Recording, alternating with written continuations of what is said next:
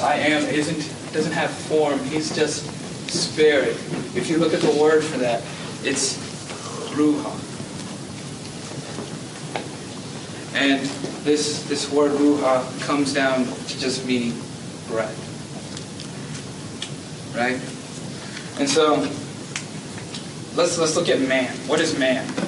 Man is what we most of the time say, okay, man is fully spirit, fully human.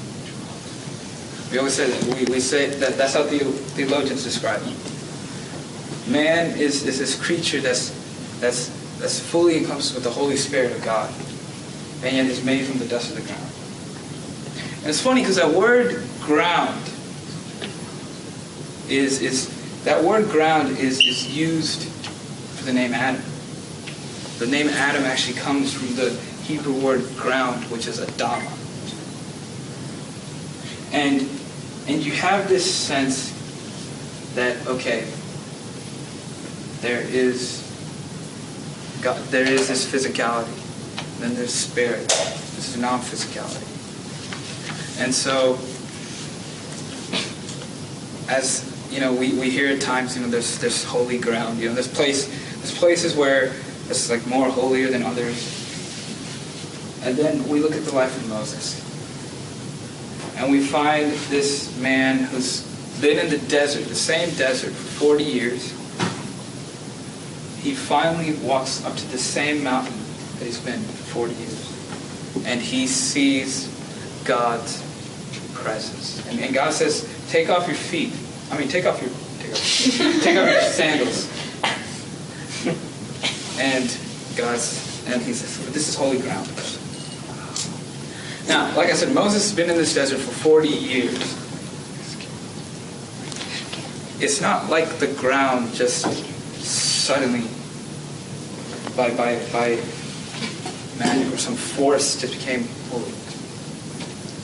What happened was Moses' realization of God changed. And he realized that God is everywhere. That God is here. And like I said, this word spirit, this word that's often used to describe God in the Old Testament. This word is the same word for breath, for wind. And if you look at it, in the Hebrew, it's ruah. If you look at it in the Greek, it's pneuma. And the first Christians looked at this, and they took this to a new level. They said, okay, just as we need our breath, we need God. And just like we are breathing, God is flowing through us. And so I guess it sounds like I've been rambling a whole lot. But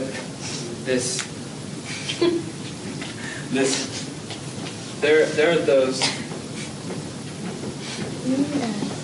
It's like the last illustration, by the way.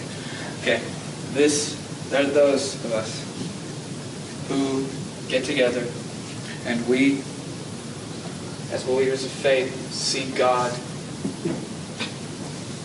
in each other.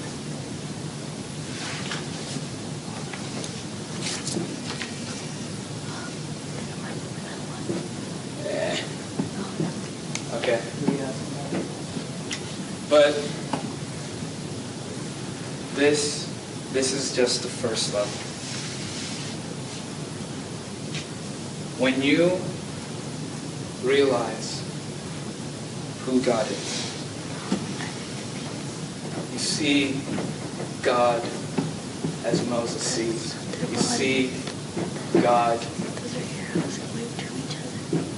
everywhere. Look, there are people holding hands. They just drew the arrows when you're not paying attention. You see God all around you.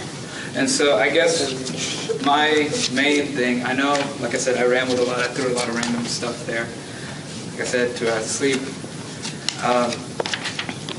My main lesson, I guess, that I want to leave with you today is go and find God everywhere. Because like I said, people will always find what they seek.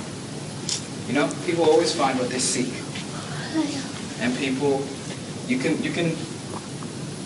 be the Justins of the world and see God, there's no way you can measure that. There's no way you can truly tell. You know, there's no way we can test that in a lab and reproduce it. Or you can be the Stans of the world and decide to look around you and open